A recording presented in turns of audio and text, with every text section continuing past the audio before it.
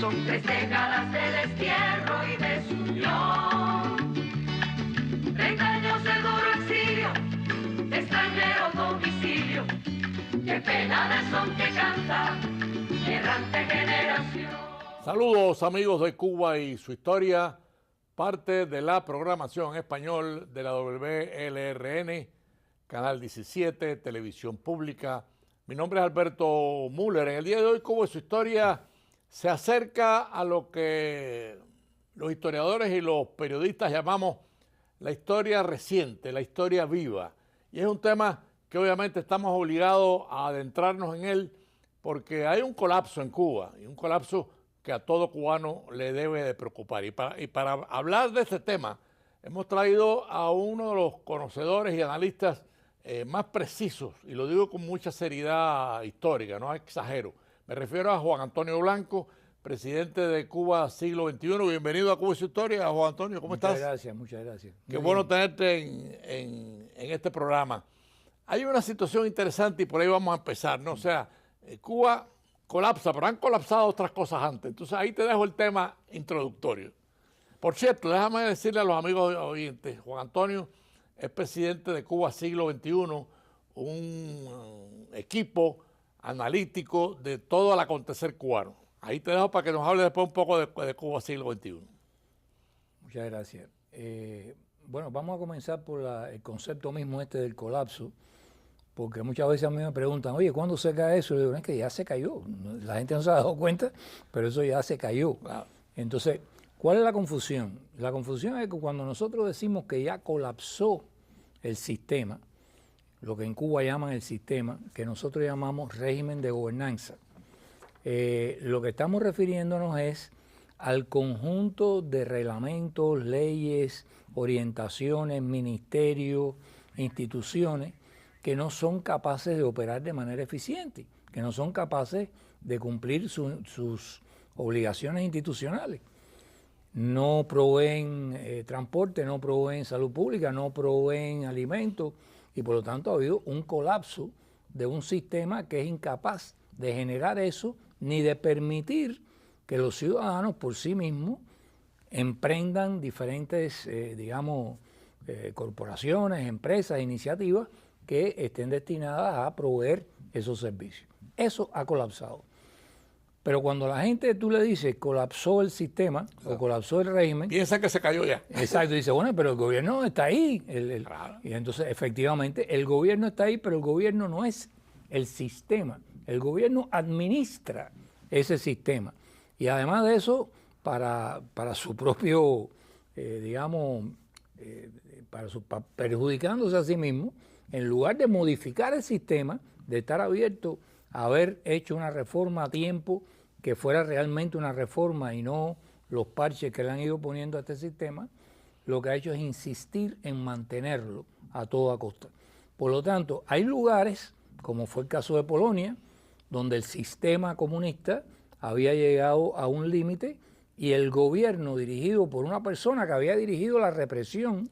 ¿Te refieres a Jaruzelski? A Jaruzelski, el general Jaruzelski, dijo, bueno, vamos a negociar mi salida del poder y la salida de nosotros del poder y del Partido Comunista y la transferencia. Ahí el gobierno tuvo la lucidez de decir, nosotros no tenemos por qué desaparecer con el sistema, nosotros vamos a hacernos a un lado y lo que queremos es poder vivir.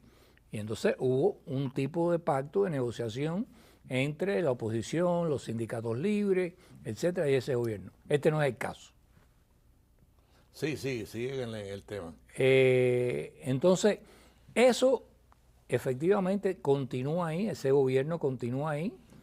El poder real detrás de ese gobierno es una oligarquía que ha transformado el Estado comunista clásico en lo que nosotros denominamos un Estado mafioso. ¿Qué cosa es un Estado mafioso? Mira la imagen que pusieron ahí, que es la... Ah, muy bien. ¿Qué cosa es un Estado mafioso? Un Estado mafioso es un país donde una mafia se ha apoderado del país. En el mundo hay países que tienen mafias. México tiene mafia, Italia tiene mafia, pero hay países en que la mafia se ha apoderado del país. Y ese es el caso de Rusia, ese es el caso de Cuba, y esos son otros casos. ¿Qué es lo que está haciendo esa mafia de la cual el clan Castro es el centro de esa mafia, tiene un aparato económico con una economía dolarizada que cuanto dólar entra al país lo sifonea y lo absorbe. Entre por donde entre por el gobierno, entre por remesa, entre por el lugar que entre. Ellos han buscado los canales institucionales para apoderarse de esos dólares. Y lo que es el interés del país, lo que es cuáles serían las políticas de desarrollo. ¿A dónde va ese dinero? Que convendría al país, eso a ellos no les importa. Ese dinero va a parar a Gaesa. ¿Qué cosa es Gaesa? Gaesa es lo que aquí llamamos un holding, un oligopolio, que tiene todas las empresas de distinta naturaleza que le aportan dólares.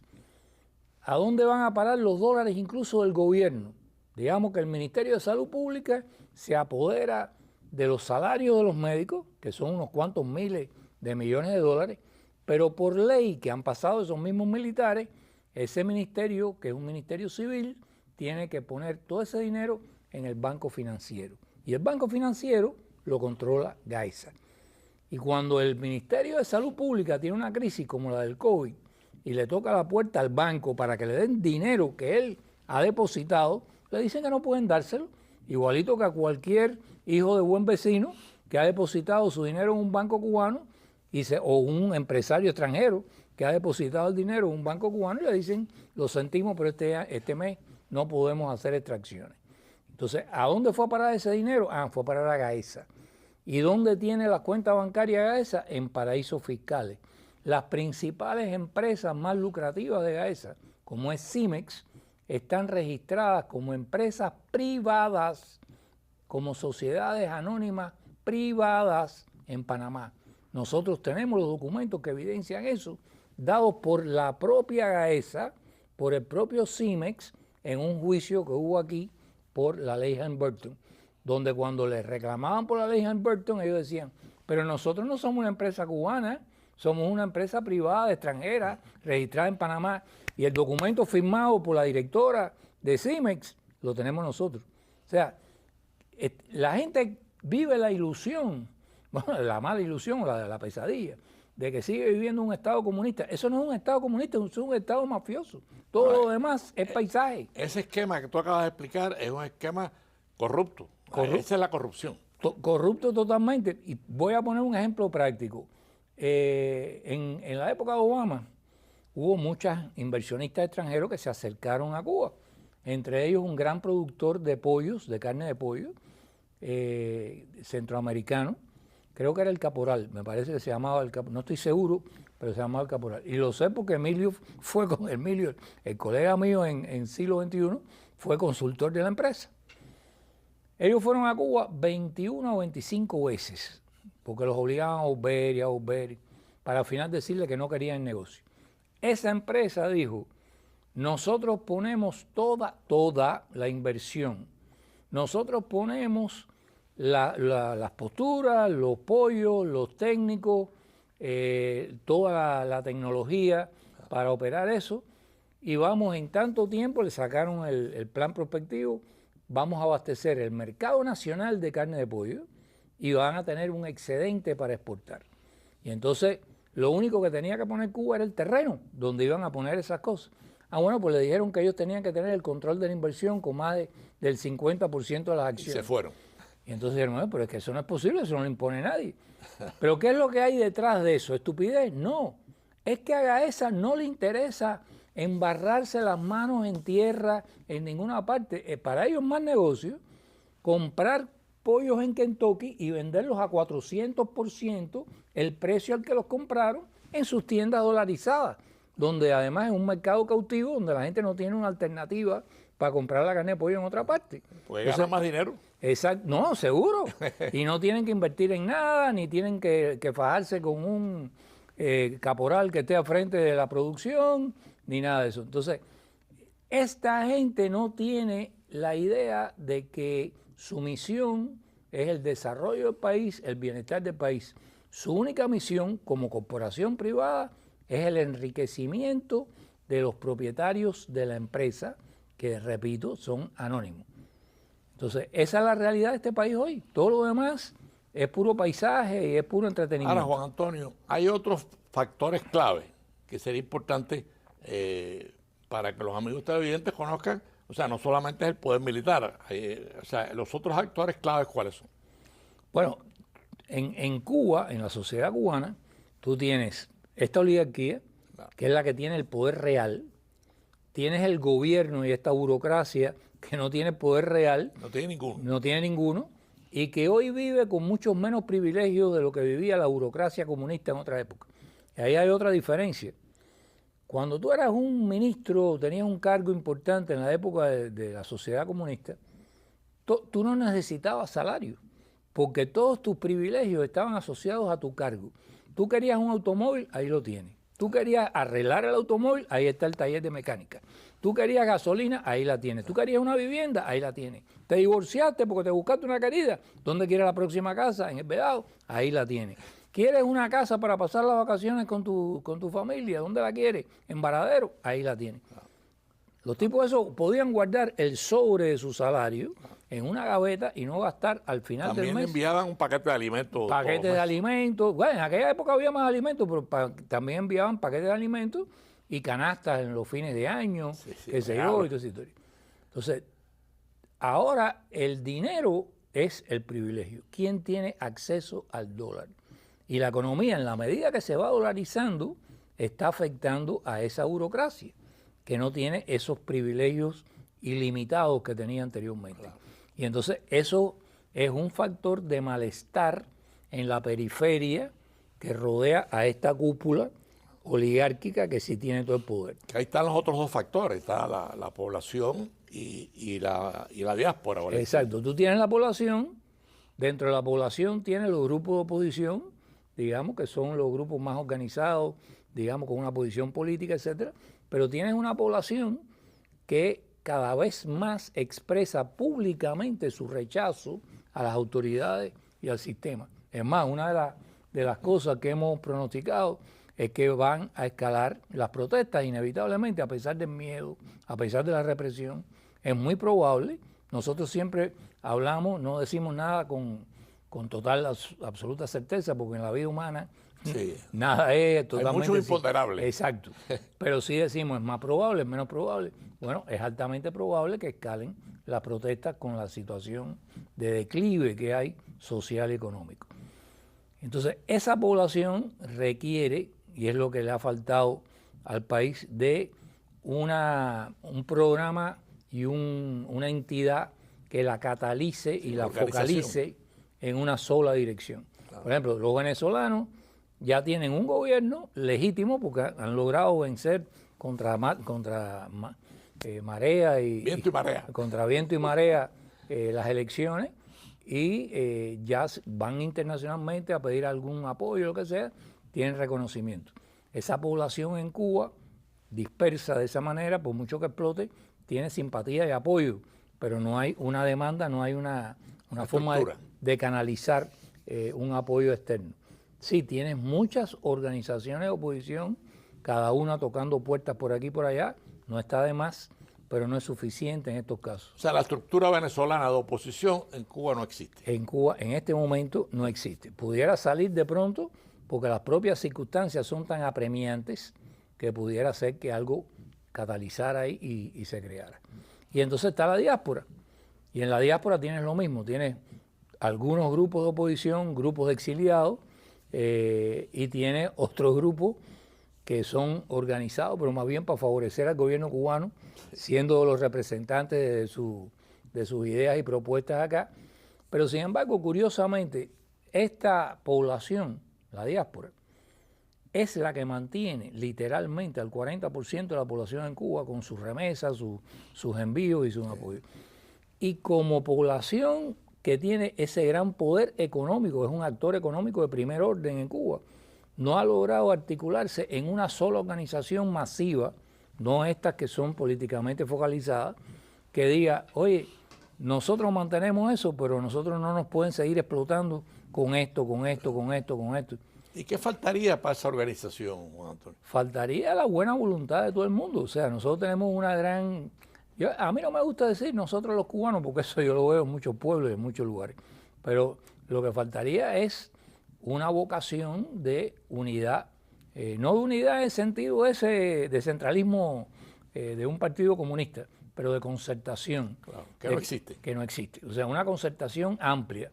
Aquí hay muchas organizaciones, pero tú puedes distinguir dentro de ese conjunto de organizaciones, por decirlo de alguna manera sociológica, tribus. Aquí hay un conjunto de gente que piensa de una forma parecida, tienen la misma manera de ver las cosas, se sienten cómodos en esa área de confort y son los que se reúnen por acá. Y otros por allá que tienen otras. Pero no han llegado al nivel de organización. Ese es el gran reto. Si yo te digo, en este año lo pronosticamos. En este año es, en el reloj que anda por ahí, en este año es probable, es posible y hasta probable que pueda caer el gobierno, ya no el sistema, el gobierno. ¿Por qué no cae? No por la fortaleza del gobierno, sino por nuestras debilidades. En las medidas en que nosotros superemos nuestras debilidades, este año eso puede pasar de probable a altamente probable. Amigos de Cuba y su historia, para los que han sintonizado tarde, en el día de hoy tenemos al presidente de Cuba siglo XXI, Juan Antonio Blanco, buen amigo, buen analista, entre los mejores analistas cubanos que tenemos en el patio. Y estamos tratando el colapso cubano, pero como él explicó, el colapso cubano ya pasó. O sea, Cuba está colapsada. Lo que queda es un gobierno militar opresor. Entonces, en esta segunda parte del programa, pues vamos a profundizar. Nos gustaría que pusieran el gráfico, porque sobre el gráfico vamos a explicar, o él va a explicar, esta situación de cómo ha colapsado el sistema, pero queda algo de gobierno corrupto, militar, y esa es la causa. Ahí tenemos, Juan Antonio, Bueno, como dije antes, lo que es el sistema, el régimen de gobernanza ha colapsado. La gente se pregunta, bueno, ¿y cuándo caerá el poder político-militar? Entonces, era virtualmente imposible hace un año, 2 años atrás, que tú pudieras prever que eso era factible. Hoy es posible, incluso es probable, ¿no? Porque hay muchos imponderables que pueden entrar, lo que nosotros llamamos los cisnes negros. Sí, ahí tenemos el gráfico, que vamos a repetirlo durante todo el final del programa para que entiendan la explicación del tema que estamos hablando. Entonces, bueno, como dije con el gráfico anterior, es probable y podría convertirse en altamente probable si nosotros superáramos nuestras propias debilidades. Claro. Ahora, ¿por qué decimos que hay esa situación? El Banco Mundial y una serie de organizaciones, sobre todo empresariales y económicas, tienen indicadores internacionales para medir la estabilidad que hay en un país. Obviamente, porque antes de meterse a invertir en un país, quieren saber qué estabilidad tienen. Eso es lo que ellos llaman gobernabilidad. La gobernabilidad, ¿qué es lo que la aporta? La aporta el sistema de gobernanza. Ese sistema que hemos dicho que ha colapsado en Cuba. Entonces, ¿qué hicimos nosotros? Cogimos los indicadores más usuales que usa el Banco Mundial y otra gente, en general son 12, de gobernabilidad, lo distribuimos por estas 6 categorías, Estado de Derecho, Seguridad Económica y Social, que también las usa el Banco Mundial. Cada una de esas categorías tiene, digamos, varios indicadores dentro. Por ejemplo, tú dices Estado de Derecho, ahí entra separación de poderes, elecciones libres, respeto a la libre expresión. Cada uno de esos son indicadores. Que Cuba definitivamente no es un Estado de Derecho. Efectivamente. Entonces, vas a Seguridad Económica y Social y te dice cómo están los servicios públicos, la alimentación, el sistema de trabajo. No existe. Un desastre. ¿Cómo está la eficiencia estatal? O sea, por los recursos que se invierten, cuánto extrae las compañías estatales, el gobierno o incluso las privadas, pero dentro de un marco que ha sido establecido por el gobierno, fatal. El return on investment de todo esto es fatal. La corrupción, bueno, la gran corrupción que hay en Cuba es Gaesa. O sea, el otro día yo vi, hace unos meses atrás, no hace mucho, una institución internacional, una ONG internacional, que tenía un índice mundial de corrupción. Y por curiosidad, además de cuánto le dan a Cuba, y no le daban mucha corrupción. ¿Pero por qué? Porque todo depende de qué indicadores tú usas para medir. Si tu indicador es cuántas pandillas juveniles hay, cuánta tráfico sexual, prostíbulos, no sé qué hay. Bueno, puede ser que te dé muy bajo, pero el problema es que si tú dices cuántos recursos se roban al público y quién los roba, tú tienes una gigantesca, Todo. un desfalco gigantesco Sí, claro. que lo hace una mafia que se ha apoderado del país que se llama Gaesa. Que son los militares. Que son los militares. Entonces, el nivel que hay de corrupción es altísimo. Vamos a poner el gráfico otra vez, ahí está. Entonces, relaciones internacionales. El otro día alguien me preguntaba, bueno, ¿y por qué es tan mal si ellos tienen tantas embajadas? Ese es el dato estadístico. Tú puedes tener más de 100 embajadas y 100 consulados. Ese no es el punto, porque una buena parte de esas embajadas y consulados son nidos de espías que lo usan como para tener, digamos, una representación diplomática con inmunidad en estos países. Sí, canales de información. Exacto, para recibir información, manejar, esos son los agentes legales que manejan a los ilegales encubiertos que hay en estos países. Agentes de influencia, todo ese tipo de cosas. Pero cuando tú mides el contenido, el flujo de actividad económica, cultural, todo lo que se supone que una embajada tramita, representa, etc., eso ha disminuido dramáticamente, incluso con los países más cercanos como China y Rusia. Todos los días hablamos, aquí lo que nos inundan todos los días es con la cantidad de miles de millones de dólares que los chinos han invertido en América Latina. En Cuba no han invertido nada. ¿Por qué? Porque saben que no pagan. Es más, tenían hasta un convenio para comprar azúcar, una cuota de... Que Cuba no cumplió. Que Cuba no cumplió durante una cantidad de tiempo y le dijeron, oye, se acabó. Sí, sí. Y hasta eso lo cortaron. Sí. ¿No? Y los rusos igual, los rusos nunca te dan dinero fresco. Siempre te dicen, tú me debes a mí tanto dinero, yo te voy a dar a ti un crédito. El crédito consiste en que te doy un aplazamiento para pagar el crédito que tú me debes. Claro. Y entonces de los intereses tú puedes tomar tanto, te da un descuento de los intereses. Pero dinero fresco, inyectar dinero fresco, no está entrando por ninguna vía. Claro. Y el país no lo produce. ¿No? Y el país no lo produce, y en el horizonte internacional no se ve que vaya a surgir un mecenas que le resuelva el problema. Entonces, en medio de todo eso, volvemos al tema de la estabilidad política. ¿Por qué la estabilidad política es regular si la gobernabilidad es pésima? En general, por esta debilidad que tenemos del lado nuestro fundamentalmente. O sea, ellos están basados en las bayonetas. Ellos están sentados no sobre un sistema que funciona. Y la fuerza. Están sentados sobre bayonetas. Y como Talleyrand le dijo a Napoleón, las bayonetas con ellas se pueden hacer muchas cosas, pero no se puede uno sentar arriba de ellas. Claro. Porque eso no es un lugar que te da un asiento ni cómodo ni a largo plazo. No es un síntoma de estabilidad. Exactamente. Entonces, esa es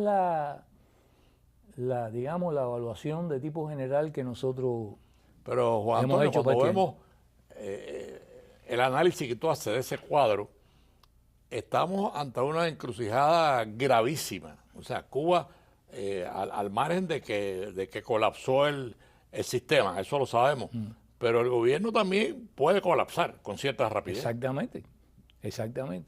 Y además, lo dije de pasada, existen los llamados cisnes negros en historia, que es un evento que nadie preveía, un evento aparentemente totalmente colateral, pero que por un conjunto de circunstancias tienen de pronto un tremendo impacto y cambian la lógica, la percepción.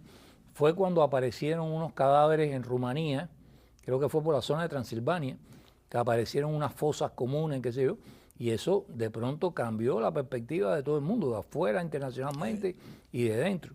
Sí. Y desató una serie de cosas. La muerte de Raúl Castro no es tan imprevista porque sí, no se morirá el año que viene, se morirá este año, pues se va a morir. Eso es evidente y con la edad que tiene y el promedio que hay en esa familia de expectativa de vida ya le toca. Pero Raúl es de los elementos que queda que refuerza la imposición, el abuso. El inmovilismo. Claro, sí. El inmovilismo. Entonces, en el momento en que eso se produzca, pero ya te digo, eso no es tanto un cisne negro porque es previsible. Es previsible. Es previsible que ocurra. Ahora, de pronto la policía entra en una de estas, digamos, por ponerte un ejemplo, en una de estas protestas callejeras, qué sé yo, entra a un barrio popular.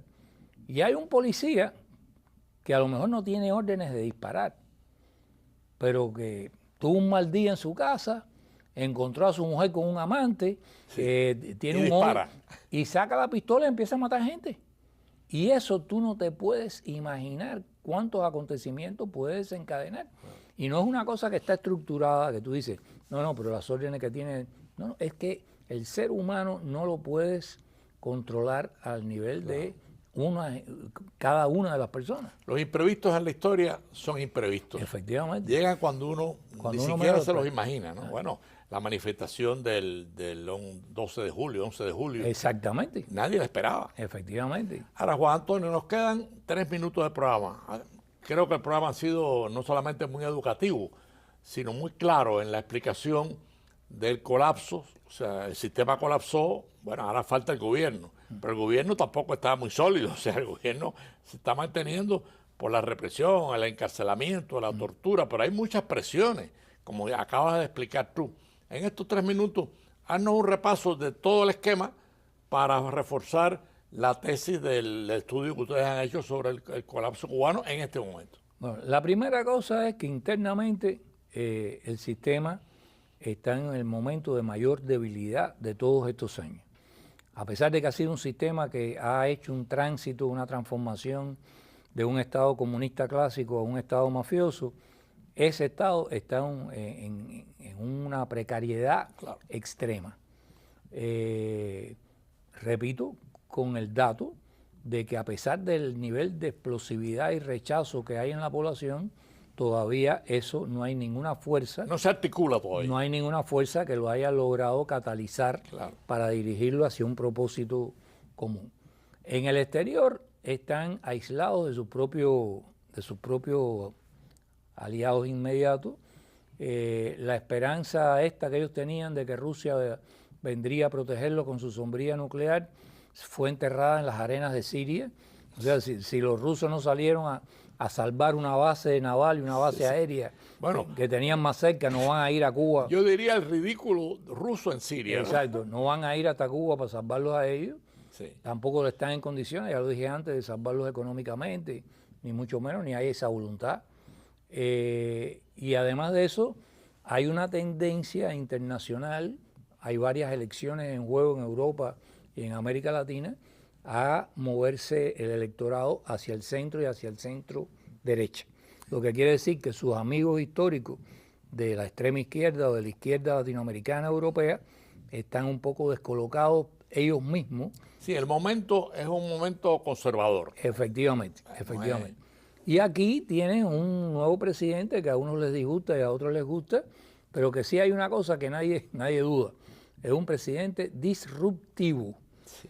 Como analista de Estados Unidos te puedo asegurar que el mayor desafío que puede tener un analista es cuando no puede basarse en los precedentes para hacer pronósticos. Juan Antonio, no sabes lo que te agradecemos, tu presencia. Lamentablemente el tiempo vuela, pero quiero dejar presente contigo, además del agradecimiento, que este programa está abierto para cualquier análisis que ustedes hagan en Cuba Siglo XXI, porque precisamente nuestro gran objetivo informático es Cuba. Te agradecemos tu presencia en Cuba, su historia, y te estimulamos a que en cuanto quieras volver, las puertas están abiertas. Gracias por tu presencia y amigos, nos vemos el próximo domingo en Cuba, su historia a las 4:30 de la tarde. De nostalgia, son 3 décadas de destierro.